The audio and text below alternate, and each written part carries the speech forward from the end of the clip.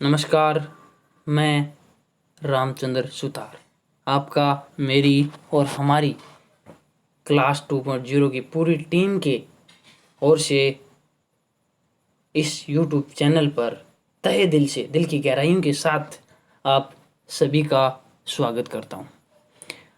राजस्थान के इतिहास में राजस्थान की सभ्यताएं हम पढ़ रहे हैं, उन पर चर्चाएं कर रहे हैं और लगातार जो एग्ज़ाम में प्रश्न आ रहे हैं उन पर भी चर्चा कर रहे हैं और किस हिसाब से प्रश्न आ रहे हैं उन पर भी हम लगातार बात कर रहे हैं। तो आप सभी का स्वागत है एक बार फिर से। अगर आपने अभी तक हमारे चैनल को सब्सक्राइब नहीं किया है तो कीजिए, वीडियो को लाइक कीजिए, वीडियो को शेयर कीजिए, ताकि जो भी गवर्नमेंट एग्ज़ाम की तैयारी कर रहा है, राजस्थान पुलिस हो, पटवारी हो, तो उनको भी इन क्लासेज का, हमारी क्लास 2.0 के सहयोग का, प्रयास का फ़ायदा मिल सके। आज दोस्तों हम राजस्थान की सभ्यताओं के अंतिम पड़ाव पर हैं। आज हमारा सभ्यताओं का टॉपिक आज पूरा होने जा रहा है। अब जो मेन जो सभ्यताएं थी, जो बड़े बड़े नगर थे, वो हमने पढ़ लिए। अब आज जो अंतिम हमारी क्लास है सभ्यताओं पर, वहाँ छोटे छोटे नगर हैं, लेकिन जो प्रश्न हैं वो बहुत महत्वपूर्ण एग्जाम में बनते हैं। तो चलिए सबसे पहले शुरुआत करते हैं जोधपुरा सभ्यता से। जोधपुरा सभ्यता ये जयपुर में स्थित है। जोधपुरा में शुंग व कुषाण कालीन सभ्यता के अवशेष मिले हैं। यहाँ पर शुंग और कुषाण कालीन सभ्यता के अवशेष मिले हैं।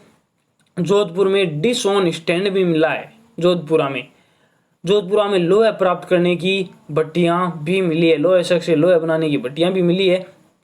अब डिटेल में पढ़े तो जोधपुरा, ये जो जयपुर की कोटपुतली तहसील है, उस तहसील में ये स्थित है। और विराट सभ्यता, जो हमने या यूं कही विराट नगर सभ्यता, उस सभ्यता के ये सभ्यता एकदम निकट है। जो अभी विराट सभ्यता भी जयपुर में थी, ये भी जयपुर में है। और नदी, जैसा मैंने शुरू से पहली क्लास से मैं लगातार बता रहा हूँ कि कोई भी सभ्यता नदी के किनारे विकसित हुई। किसी भी सभ्यता को आप ले लीजिए, किसी ना किसी नदी के किनारे जरूर विकसित हुई। तो जोधपुरा सभ्यता की बात करें तो ये साबी नदी के किनारे विकसित हुई। यहाँ लोहा अयस्क से लोहा बनाने की भट्टियां मिली है। लोहा अयस्क से लोहा बनाने की भट्टियां राजस्थान में दो ही जगह मिली है। एक तो सुनारी झुंझुनू, जो झुंझुनू जिले में है, खेतड़ी तहसील में, और एक जयपुर के कोटपुतली तहसील के जोधपुरा स्थान पर। यहाँ मौर्य कालीन सभ्यता के अवशेष मिले हैं। शुंग कालीन और पाषाण कालीन सभ्यता के भी अवशेष मिले हैं। और यहाँ काली पोलिश युक्त मर्दभांड भी मिले हैं।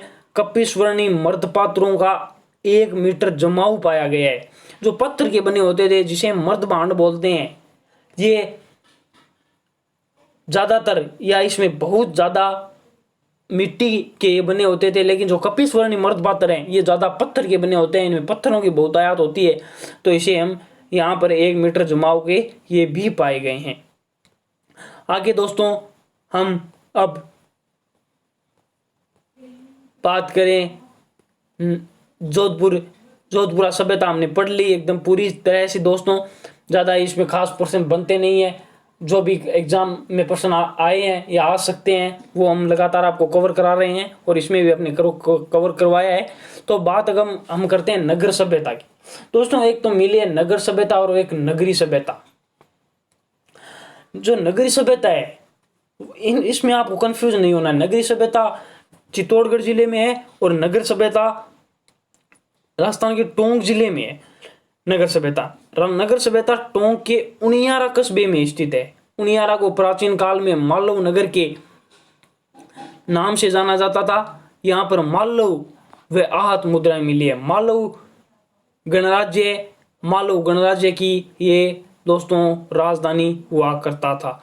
नगर सभ्यता टोंक में है, आप कंफ्यूज मत होना। नगरी सभ्यता चित्तौड़गढ़ में है और ये नगर सभ्यता टोंक में। इसका बात करें इसके प्राचीन नाम की तो इसे मालव नगर कहा जाता है या करकोटा नगर कहा जाता है। और ये नगर सभ्यता थी, ये मालव गणराज्य की दोस्तों राजधानी थी। यहाँ पर 8 मुद्राएं मिली हैं।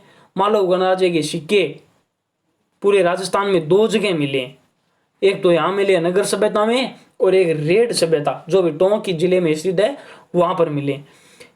यहाँ महिषासुर मर्दिनी की मरण मूर्ति मिली है, महिषासुर मर्दिनी की मरण मूर्ति मिली है जो इसका प्राचीनतम अंकन है। इस सभ्यता का सबसे प्राचीनतम अंकन में से एक बात करें तो महिषासुर मर्दिनी की मूर्ति है। यहाँ सिंह आरूढ़ माँ दुर्गा का प्राचीनतम अंकन है, सिंहकालीन सिंह पर आरूढ़ माँ दुर्गा है जहां जिनका ये प्राचीनतम अंकन मिला है और ये शंकुकला का सबसे बेहतरीन उदाहरण माना गया है।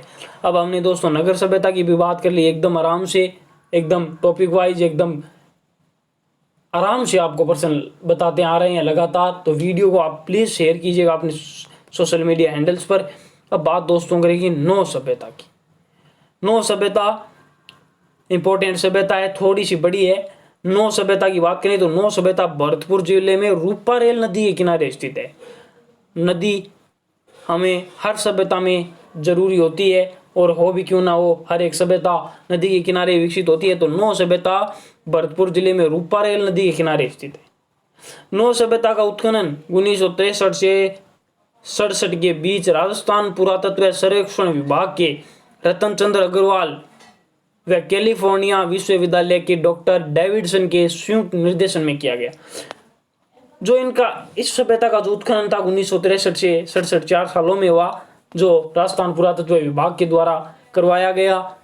जो R.C. अग्रवाल जिन्हें हम जानते हैं, रतन चंद्र अग्रवाल, जो पुरातत्व विभाग के बड़े विद्वान थे राजस्थान के, उनके और कैलिफोर्निया के डेविडसन, इन दोनों ने मिलकर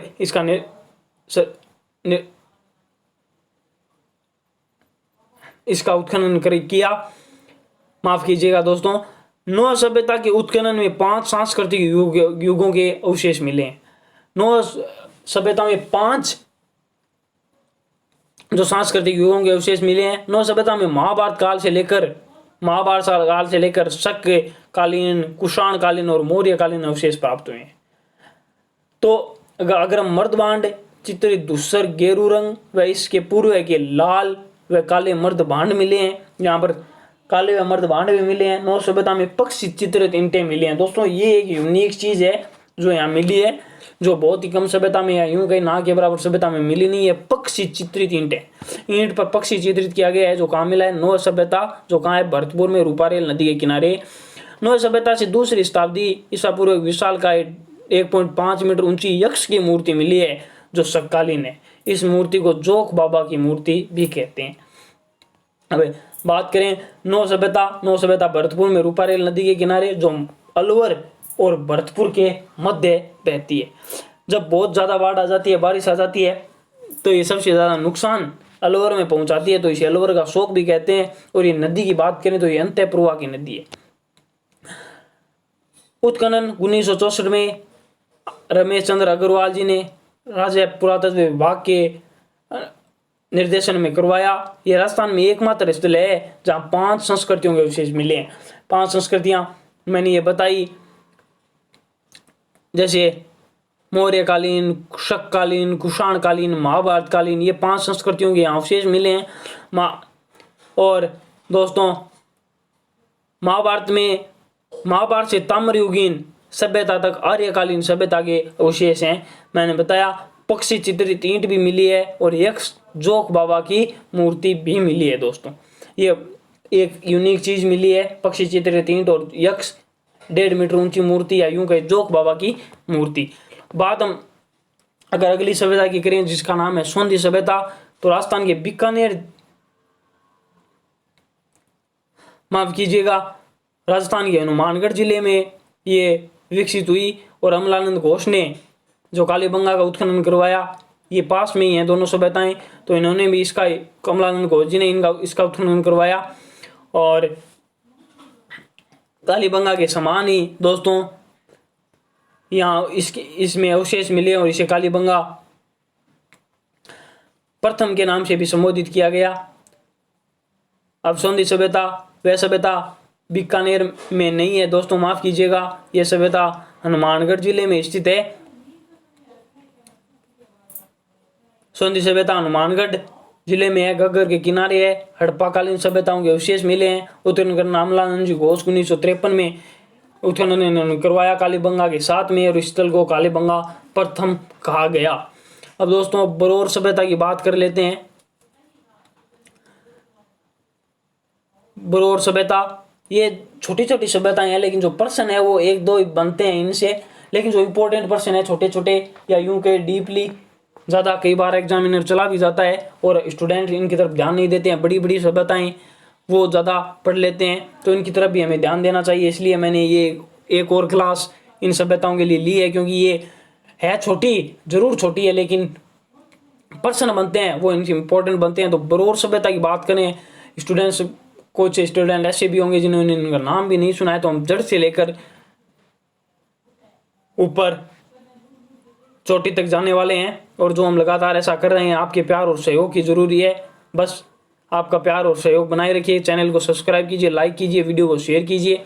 तो बरौर सभ्यता की बात करें तो बरौर, ये बरौर नामक स्थान पर विकसित हुई, जो गंगानगर में है। उत्खनन 2003 में राजस्थान राज्य पुरातत्व विभाग के द्वारा किया गया, और यहाँ ये जो सभ्यता है वो शहरी सभ्यता के यहाँ दोस्तों अवशेष मिले हैं।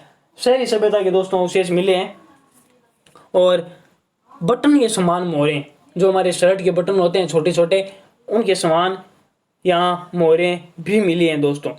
अब दोस्तों बात हम अगली करेंगे मल्लाह सभ्यता की।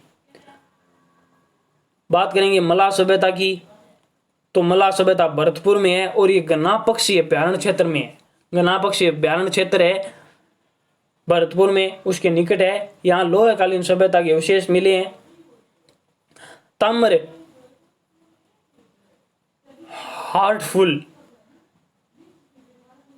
हारफुल व तलवारें मिली हैं। ताम्र हारफुल, ये दोस्तों एक यूनिक चीज मिली है, और तलवारें मिली हैं। ये जो ताम्र हारफुल की बात करें तो ये भाला होता था शिकार करने के लिए, गेंडे हाथी इसका शिकार करने के लिए बहुत बड़ा भाला होता था, जो प्रागैतिहासिक काल का भी प्रमाण माना गया है, या यूं कहे साक्ष्य माना गया है। तो मल्लाह सभ्यता ज्यादा कोई बड़ी है नहीं, ये 3-4% आपको याद रखने, 2-3%। ये ताम्र हारफुल जो मिला है वो एक मेन चीज है, जो भाला होता था, एक बहुत बड़ा भाला होता था शिकार करने के लिए। अब हम बात करें आगे सभ्यता की, नैनवा सभ्यता बूंदी, ये कहाँ है? बूंदी में है। इस सभ्यता में शाक्त या यूं के शाक्त धर्म के बारे में जानकारी मिलती है। महिषासुर मर्दिनी की मूर्ति प्राप्त हुई है, और नवरात्र अवसर पर दुर्गा सप्तशती का गायन का प्रमाण मिलता है। ये एक दोस्तों बहुत बड़ी चीज मिली है कि यहाँ नवरात्रा भी सेलिब्रेट किए जाते थे, जो आज हमारे जिस हिसाब से किए जाते हैं उस हिसाब से ही पुराने जमाने में भी नवरात्र सेलिब्रेट किए जाते थे। और माँ दुर्गा का यहाँ मूर्ति मिली है, और उसके आगे गायन का भी स्पष्ट प्रमाण मिला है।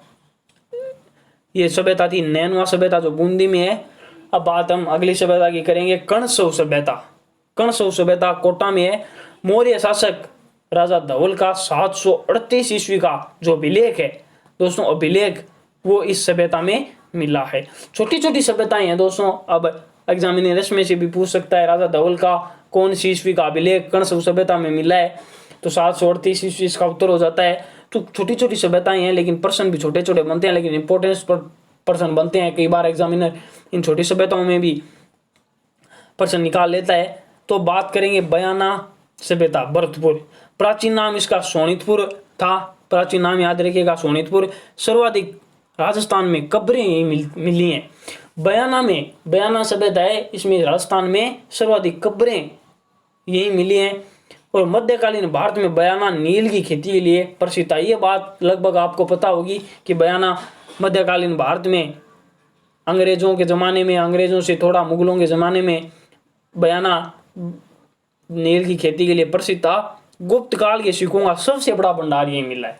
गुप्त काल के सिक्कों का सबसे बड़ा भंडार बयाना में ही मिला है। पूरे राजस्थान में गुप्तकालीन जो सिक्के थे सबसे ज्यादा यही मिले हैं। अब दोस्तों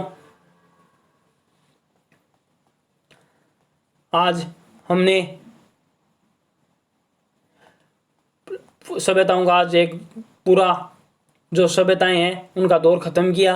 अब मैं कुछ एक दो और अलग सभ्यताएं बता देता हूँ दोस्तों, कुछ ज़्यादा इंपॉर्टेंट है नहीं। स्थान बताऊंगा, इस्वाल सभ्यता, आपको सिर्फ स्थान का नाम याद रखना है। इस्वाल सभ्यता उदयपुर, डीडवाना नागौर, ये शायद आपको पता भी होगा। एलाना जालोर, एलाना ये जो पर्सन है, एलाना सभ्यता कहाँ है, ये एक बार पटवारी में आ भी चुका है, जालोर में है। नूरा खेत पाली में, गिलूंड सभ्यता राजसमंद में है दोस्तों।